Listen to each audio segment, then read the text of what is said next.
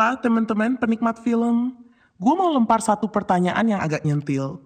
Kalau besok ibu kamu nggak ada, tapi ada aplikasi yang bisa bikin beliau hadir lagi, bisa diajak ngobrol, bisa denger suaranya, bahkan bisa ngasih nasihat. Kamu bakal install nggak?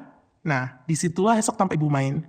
Ini tuh kayak Black Mirror versi Indonesia, tapi dibungkus pakai isu keluarga, duka, dan relasi anak sama orang tua. Dan percaya deh, film ini bukan cuma soal teknologi. Ini soal kehilangan, soal denial, dan soal betapa manusianya kita waktu belum siap ditinggal. Ceritanya ngikutin Rama, remaja cowok yang lagi masuk fase rebel, yang lebih nyaman sama gawai, temen, kamar sendiri, dan agak awkward sama bapaknya.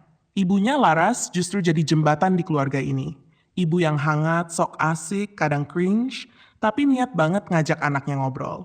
Dan di sini akting Dian Sastro tuh hidup banget, berasa sosok keibuannya. Sampai suatu hari, Laras meninggal. Dan boom, hubungan Rama sama bapaknya makin renggang, sunyi, dingin, aneh, canggung. Masuklah teknologi bernama Aibu, AI yang bisa menghadirkan kembali sosok ibu lewat data, suara, memori, kebiasaan. Awalnya kelihatan kayak solusi, pelan-pelan berubah jadi ketergantungan. Dan dari sini film ini berubah jadi eksperimen emosional. Apakah ini healing? Atau justru bentuk penyangkalan paling berbahaya? Yang bikin film ini fresh adalah ini sci-fi Indonesia. Dan itu jarang banget. Settingnya near future. Nggak ada mobil terbang, nggak ada kota cyberpunk lebay.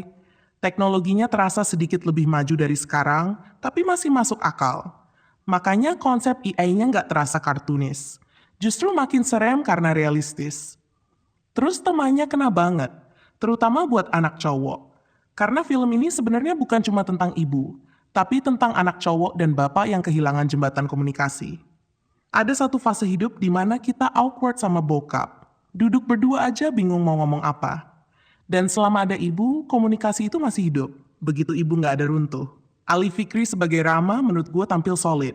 Emosinya dapet, frustrasinya kerasa, dan denialnya tuh manusiawi banget. Ringo sebagai bapak juga pas. Tipe ayah yang sayang tapi kaku, peduli tapi nggak pandai ngomong. Dan secara visual, cakep. Ton warnanya peach, oranye lembut.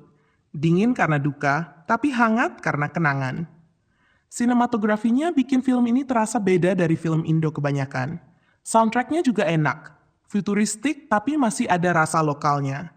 Film ini bukan tanpa masalah. Beberapa dramanya terasa nanggung. Ada momen yang harusnya bikin nangis, tapi malah buyar karena pacingnya kurang rapi. Beberapa karakter berubah sikap terlalu cepat. Contohnya soal penerimaan tiba-tiba setuju, tiba-tiba nolak lagi. Motivasinya kurang kebangun kuat. Eksplorasi etika AI juga masih di permukaan, padahal potensinya gede banget. Dan ya, ini salah satu contoh film dengan ide gede, ambisi gede, tapi fondasinya belum sepenuhnya kokoh. Tapi walaupun begitu, usaha dan niatnya kerasa. Ini bukan film males, ini film yang berani nyoba.